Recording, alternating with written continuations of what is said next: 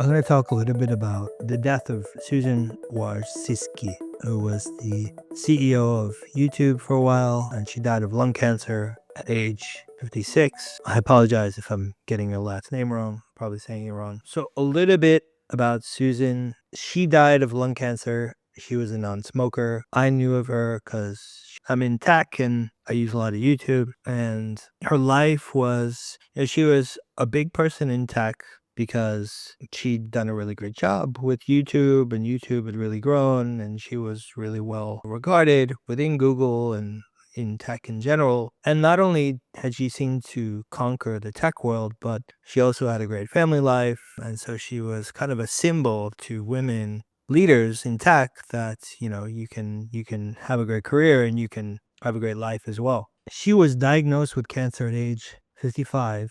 And this was despite the fact that she'd never really smoked and she lived a very active lifestyle. She stepped down from her position in YouTube in February 2023. I think this is after she was diagnosed, and she passed away a year later in February 2024 at age 56. And I think a lot of people in the tech community were very saddened. The CEO of Google made like a tribute to her, and she was famous for renting the garage to Sergey Brin and Larry Page when they were first starting Google, and she was one of the first employees. When I look at her, right, like, yes, she's, compensated a bit, but nothing extreme, right? Like in America, I would say like she's better than average, especially for her age, right? So there's nothing blaring that stands out there. And I didn't read about any orthodontics, but by the shape of her kind of skull and whatnot, I wouldn't be surprised if she did braces as a teenager or something. And could it have played a role? Yeah, if she had done it. What I find interesting about this is as I recover, not just this time, but in the past as well, I have this kind of dry cough. And I've heard that people that mute sometimes have this dry cough too. And what I feel from this dry cough is that it almost feels like I'm clearing things out of my lungs that have been stuck there for a long time. And so when I have this cough, it can persist for weeks, right? I have it right now even, and it's probably had it for over 4 weeks. It gets worse sometimes, but I'm never sick and I feel great, right? And sometimes I feel this pressure in my lungs beforehand or after, where it feels like things are moving.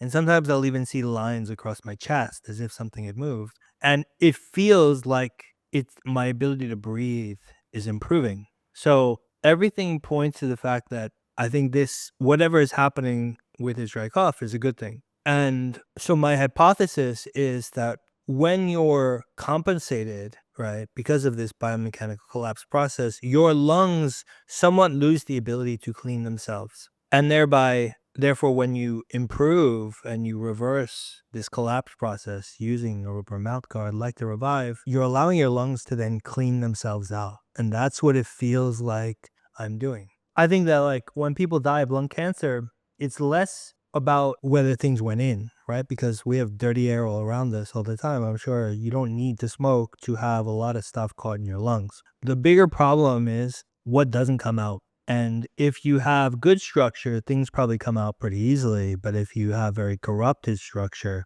things do not. They get trapped in your lungs and it builds up. And then eventually, in my view, that's what triggers lung cancer. And if I look at my grandfather, who smoked 2 packs of Lucky Strikes a day for something like 70 years and passed away at 94, almost a decade longer than anyone else in my family, here he was. He didn't die of lung cancer, lived a great long life, outlived everybody. And the guy did like no exercise and smoked cigarettes 2 packs a day. And Lucky Strikes are stronger than Marlboro Reds. Something doesn't add up.